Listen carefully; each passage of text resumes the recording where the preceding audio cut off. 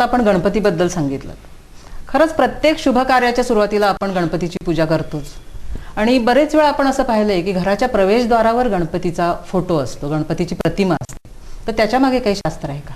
हेच ना की निर्विघ्नम कुरुमे देव सर्व कार्येषु सर्वदा म्हटलंय की प्रत्येक गोष्ट ही निर्विघ्नपणे पार पडावी.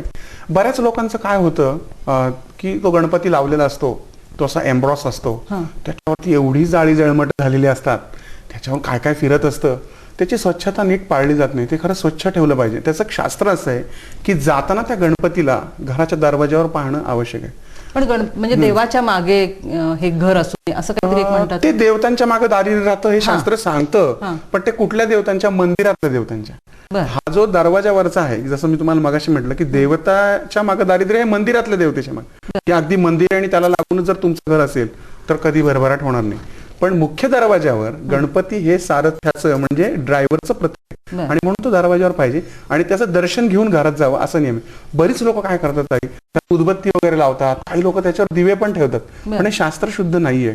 शास्त्राने असं सांगितलंय की फक्त गृहप्रवेशाच्या दिवशीच त्या द्वारस्थ गणेशाचं आणि द्वारस्थ देवतांचं पूजन होतं.